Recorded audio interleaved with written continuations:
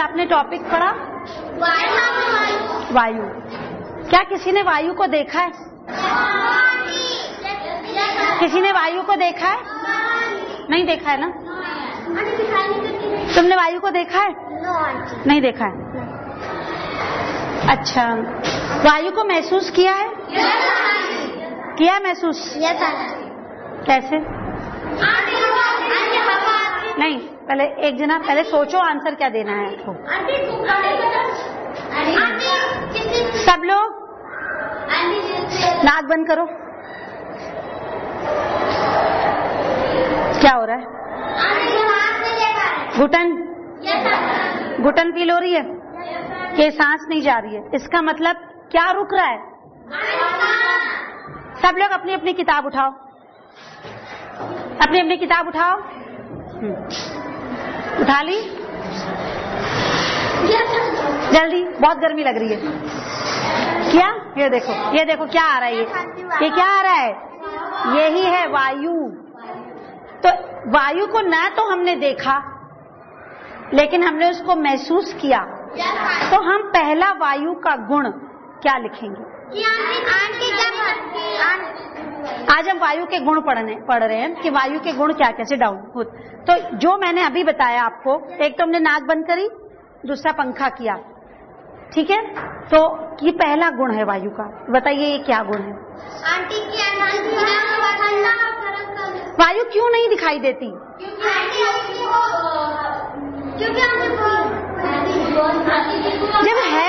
जब हमारे चारों तरफ वायु ही है, सब जानते हैं कि हमारे चारों तरफ वायुमंडल है, लेकिन दिखाई क्यों नहीं देता?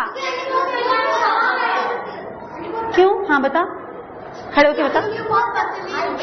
बहुत हल्की होती है,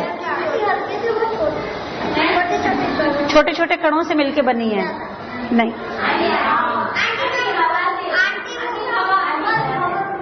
जब किसी का कोई रंग ही नहीं होगा, जब किसी का रंग ही नहीं है तो दिखाई कैसे देगी? क्योंकि वायु का कोई रंग नहीं है, ना तो कोई खुशबू है उसके अंदर, ना कोई उसका रंग है, इसीलिए वो हमको दिखाई नहीं दे। अगर वायु गुलाबी रंग की होती तो हमको दिखाई दे जाती, नीले रंग की होती तो हमको दिखाई देती। जैसे कोई गैस होती है क्लोरीन गैस, वो फ्लोरेसेंट येलो ग्रीन कलर की होती है, तो जब हम लोग उसको लेबोरेटरी में बनाते हैं तो हम कहते हैं अरे देखिए क्लोरीन गैस निकल रही है, क्योंकि उसका रंग होता है। जैसे पानी का कोई रंग नहीं होता ना, इसी तरह से वायु का कोई रंग नहीं होता, ना कोई उसमें खुशबू होती है, ना कोई उसमें गंध होती है। जब आप सांस ले रहे हैं, इस कमरे में बैठे, तो क्या आपको कोई अलग से खुशबू आ रही है क्या? कि अगर हमको जला देंगे या धुआं होगा, या मैं इत्र की बोतल खोलूंगी तब मैं कहूंगी कि अरे बड़ी खुशबू आ रही है हवा में, आज आंधी चल रही है, आज बारिश हो रही है। तो किसी घटना की वजह से उसके अंदर गुण आ जाता है, उसमें खुशबू आ जाती है। नहीं तो वायु का पहला गुण ये है कि ये रंगहीन, गंधहीन, मतलब ना तो उसमें कोई खुशबू है, और यह हमारे चारों तरफ फैला हुआ, एक कंबल की तरह, जैसे कंबल होता है लिपटा हुआ, ऐसे हमारे चारों तरफ वायुमंडल वायु से भरा हुआ है।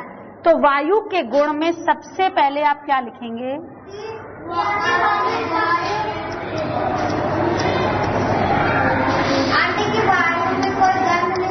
रंगहीन, रंगहीन मतलब कोई रंग नहीं होता। गंधहीन मतलब इसमें कोई भी खुशबू नहीं। रंगहीन गंधहीन होती है और चारों तरफ होती है, हमारे चारों तरफ विद्यमान होती है। इसे केवल महसूस किया जा सकता है, इसको देखा नहीं जा सकता, इसको महसूस किया जा सकता है।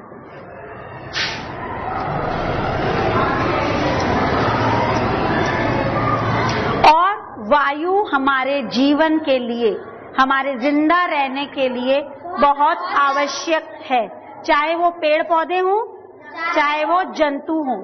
तो दूसरा, सजीवों, सजीव कौन होते हैं? जो जिंदा होते हैं, पेड़ पौधे और जानवर सब जिंदा है ना। सजीवों के लिए आवश्यक है।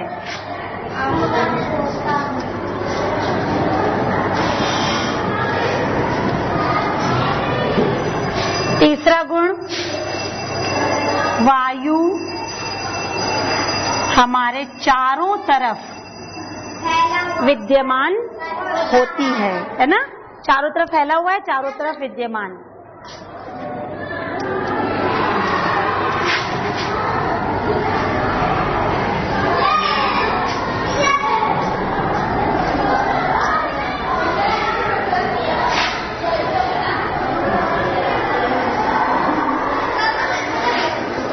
वायु को केवल अनुभव किया जा सकता है, महसूस किया जा सकता है।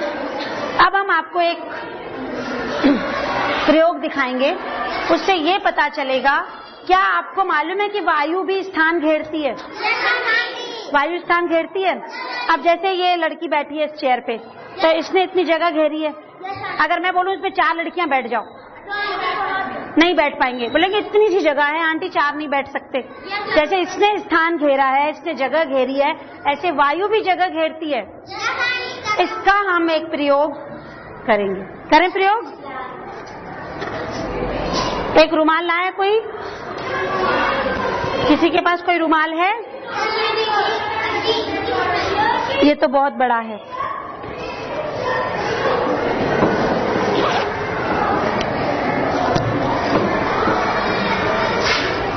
सबसे पहले हम एक सूखा, ये क्या है? रुमाल। ये क्या है? खाली? खाली नहीं है, हवा है। खाली है कि हवा है? है खाली गिलास। अब इसको मैं ऐसे ऐसे करके नहीं अंदर डाल देंगे, चिपका देंगे, इसको चिपका देंगे बिल्कुल। और छोटा करना है इसको।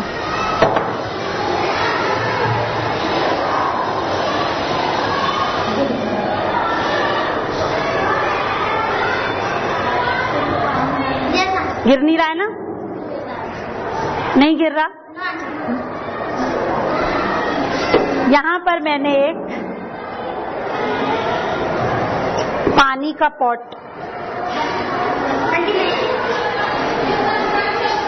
तो ऊपर पड़ेगा ना, दिखाई नहीं देगा आपको। ये पानी का पॉट है, देखा पानी? अभी वहां भी देख लेंगे हम लोग। और ये ग्लास, इसमें चिपका है। ठीक, अब मैं इसको इसके ऊपर उल्टा रही हूँ, पानी के पॉट के ऊपर।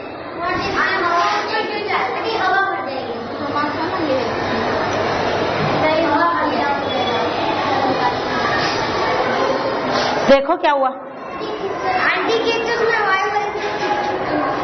नहीं नहीं, पानी तो ऊपर नहीं गया, पानी ऊपर नहीं गया, और रुमाल गीला भी नहीं हो रहा। अगर रुमाल गीला क्यों नहीं हो रहा? अगर पानी ऊपर जाता तो पानी गीला, रुमाल गीला होगा।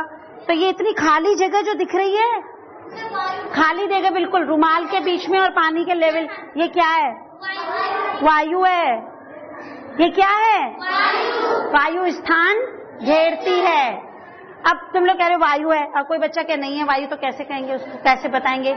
जब मैं उसको धीरे से हटाऊंगी ना, ग्लास को टेढ़ा करूंगी, तो हवा के बुलबुले निकलने लगेंगे। नहीं मालूम है? ऐसे करते हैं ना हम लोग। कौन करेगा? देखो धीरे से, बिल्कुल धीरे से, ऐसे नहीं। देखो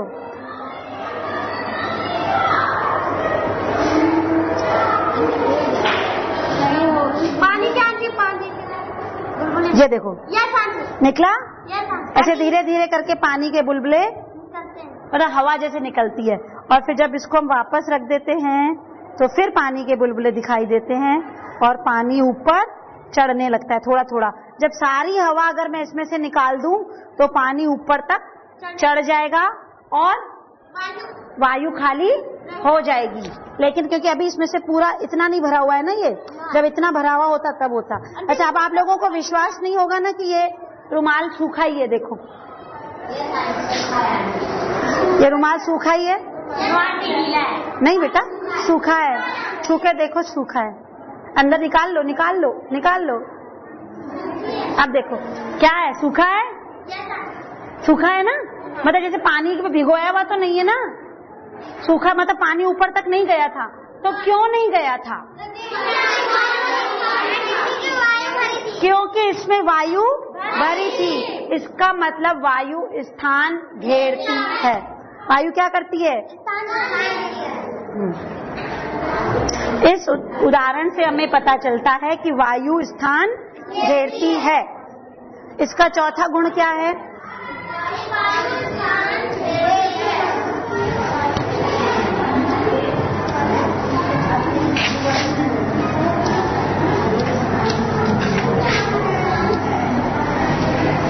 वायु स्थान घेरती है।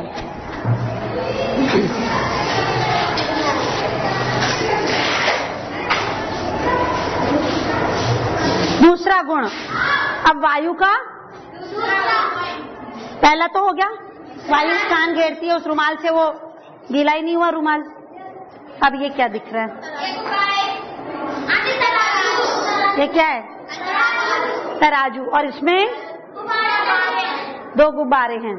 ये हवा है ना, तो मतलब उससे ये हिल रहे हैं, और वैसे ये बराबर वजन के।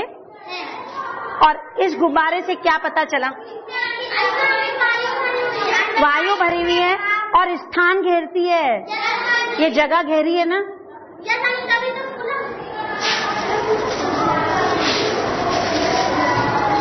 इसमें से निकालो छोटा गुब्बारा।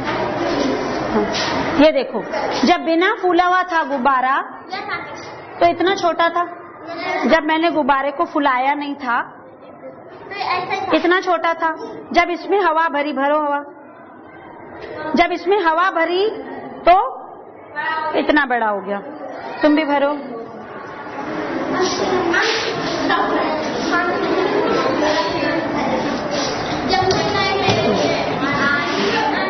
इसका मतलब वायु स्थान घेरती है। और अगर मैंने तराजू में इस तरह से दोनों लटका दिए गुब्बारे तो दोनों का वजन बराबर है। ये सीधी है, देख रहे हो? ये सीधी है। अब बेटा एक जना आ गया, आओ जूली आ गया। बस अपनी जगह चलो। अब हम इसका एक गुब्बारा फोड़ देंगे। क्या कर देंगे? अगर हम एक गुब्बारा फोड़ देंगे तो ये तराजू का पलड़ा कैसे होगा? ऐसे हो जाएगा। मतलब अगर इसमें वजन हुआ तो, अगर वायु में वजन नहीं होता है तो नहीं होगा। अच्छा पकड़ो, फोड़ सकती हो ना इससे?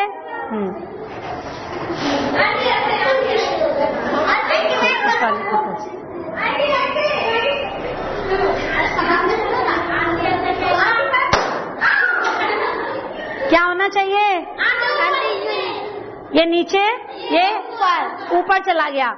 ये ऊपर चला गया मतलब ये हल्का हो गया और ये भारी हो गया। इसका मतलब वायु में वजन होता है, वायु में भार होता है। इस उदाहरण से हमें पता, देखिए लुढ़कती जा रही है ये। पहले मैंने जब उठाई थी तो सीधी थी, अब ये इधर नीचे लुढ़कता ही जा रहा है अपने आप। देख रहे हैं तराजू लुढ़क रही है। तराजू इसीलिए लुढ़क रही है क्योंकि ये गुब्बारा भारी है, इसमें से हवा निकल गई तो ये पलड़ा हल्का हो गया। इसको फोड़ देंगे तो बराबर हो जाएगा। हाँ अभी फोड़ो नहीं इसको। इस उदाहरण से हमें क्या पता चला? वायु में भार होता है।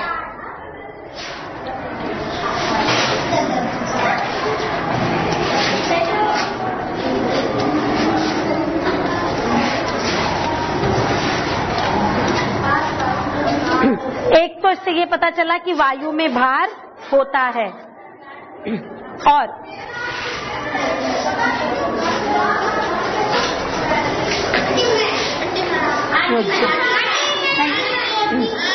चलो तुम आओ।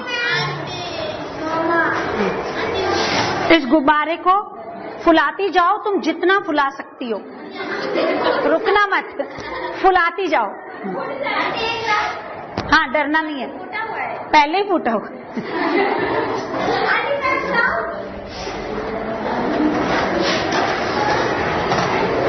थोड़ा आगे आ जाओ।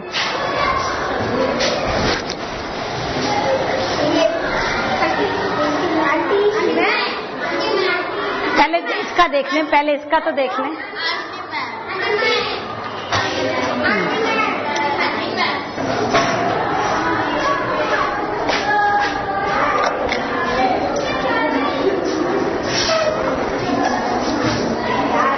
फुलाओ।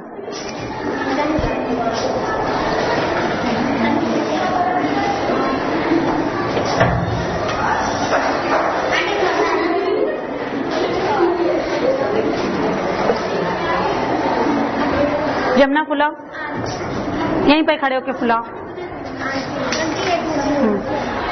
देखिए किसका फूलता है। फूट गया, क्या हो रहा है, क्यों नहीं फूल रहे? तुम लोगों ने पहले ही सारे फुला दिए ना। दीप्ति फुलाओ, देखो जल्दी फुलाइए। हाँ ये देखो, फुलाओ और जोर से, और जोर से, और जोर से। देखा, देखा आपने कितनी जोर का धमाका हुआ और क्या हो गया? हाँ, क्योंकि इनके जो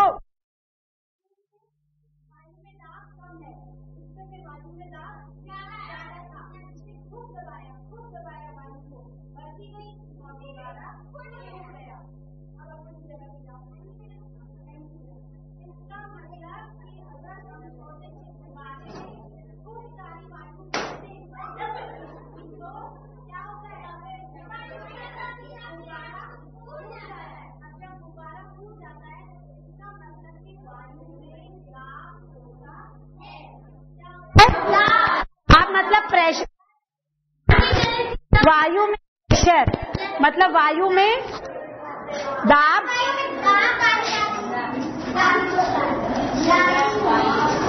वायु दाब डालती है।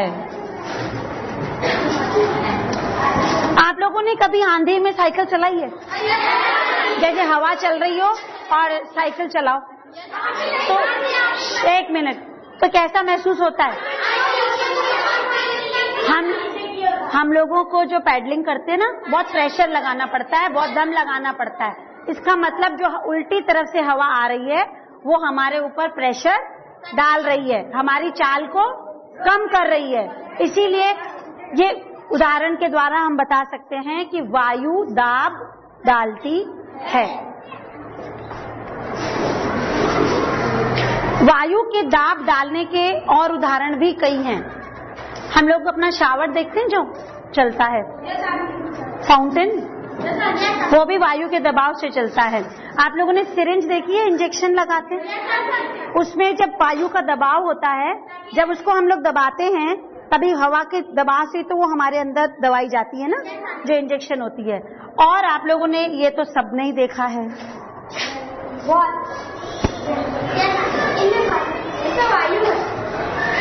इसमें वायु भरी, फुटबॉल है ना, इसमें वायु भरी हुई है। और अगर इसमें वायु भरी हुई नहीं होगी तो क्या होगा? ये पिचक जाएगा। और वायु कहाँ कहाँ होती है?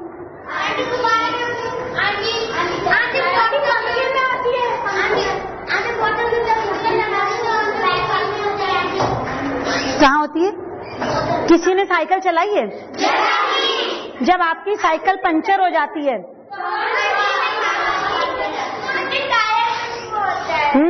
टायर और ट्यूब जो होता है, जो अंदर ट्यूब होती है उसके अंदर हवा भरी होती है, जब पंचर हो जाता है तो क्या होता है? हवा बाहर निकल जाती है। जब हवा बाहर निकल जाती है तब साइकिल नहीं चलती, बहुत जोर लगाना पड़ता है। इसके उपयोग में बाद में बताऊंगी। जो वायु के गुण के बाद हमें ये देखना है कि वायु में कौन कौन सी गैस होती है। और वायु हमारे और एक बहुत ही इम्पोर्टेंट चीज है, उसके काम आती है। अगर वो ना हो तो वो क्रिया नहीं। हाँ, अभी एक प्रयोग करेंगे।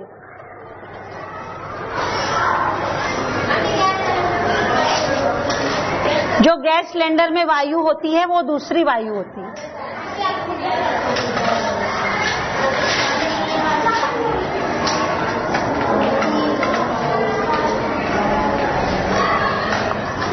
वायु में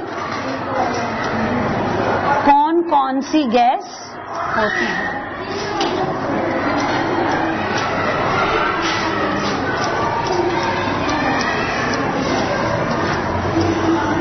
इस प्रयोग के लिए हम सबसे पहले एक मोमबत्ती को जला के रखते हैं।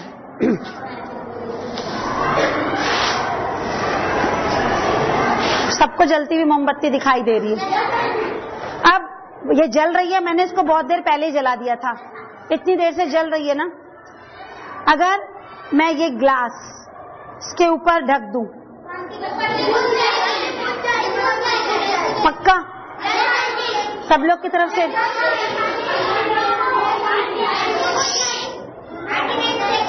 नहीं बुझेगी। 1 मिनट रखूं?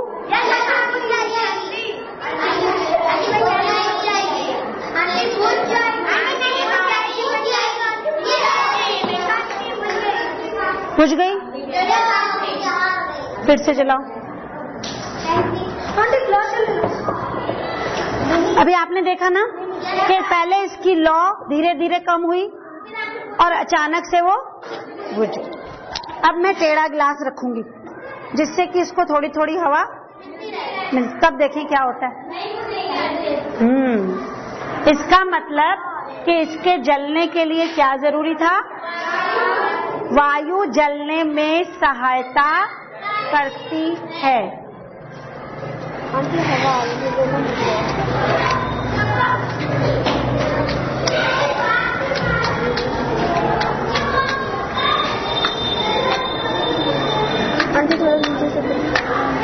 माचिस हाथ गीला हो गया पूरा।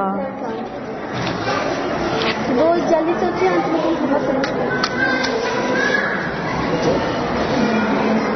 छोड़ो, जाओ जाओ, आप जाओ बेटा। ये देखो जल रही है और इसकी लौ देखिए तेज है ना, इसकी लौ देखिए तेज चल रही है। अब अगर हम इस पर ग्लास, मेरा रुमाल जिसको गीला है ना गिलास, इसीलिए भी बुझ जाता। सूखा गिलास होना चाहिए ना, ये गीला था गिलास।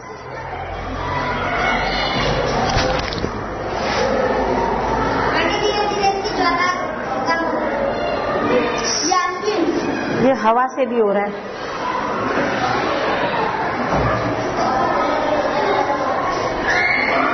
अभी भी बुझ जाए। ये देखो अभी मैंने इसको पूरा नीचे नहीं छुआया है। अगर मैं ग्लास को पूरा नहीं छुआऊंगी, जब बिल्कुल नीचे ले जाऊंगी तब बुझेगी। अभी क्यों नहीं बुझ रही है? क्योंकि इसको अभी मिल रही है हवा। जब मैं अगर धीरे धीरे इसको पूरा नीचे तक ले जाऊंगी, और ज्वाला भी देखो पूरी जल रही है, इसकी लौ पूरी जल रही है। लेकिन अगर मैं इसको एकदम नीचे ले गई और नीचे ऐसे बुझ गई, क्योंकि जैसे मैं इसको नीचे लेती गई इसका हवा का प्रेशर, हवा अंदर कम गई और ये बुझ गई। तो ये एक सीधी सी बात है कि किसी भी चीज को जलने के लिए क्या चाहिए? वायु की आवश्यकता होती है। अब वायु में ऐसी कौन सी गैस है जो इसको जला रही है? Oxygen gas. मैंने अभी आपको क्या बताया कि वायु में कौन कौन सी गैस होती है। इसमें अब हम आपको ये बताएंगे कि वायु में जो ऑक्सीजन गैस होती है वो इसके जलने में सहायक होती है। वायु में उपस्थित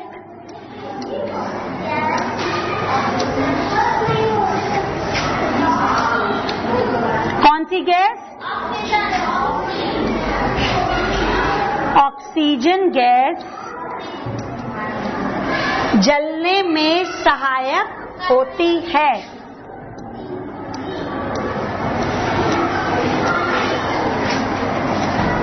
वायु में उपस्थित ऑक्सीजन गैस जलने में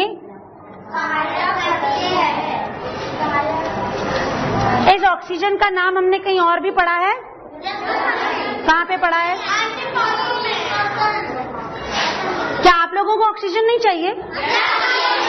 तो फिर कह रहे हो पौधों में, क्या हमको नहीं चाहिए? सब सजीवों को चाहिए, जो भी जिंदा है सबको ऑक्सीजन चाहिए। तो इस ऑक्सीजन का नाम हमने तब भी पढ़ा था कि जो हम सांस में जो गैस अंदर लेते हैं वो कौन सी है?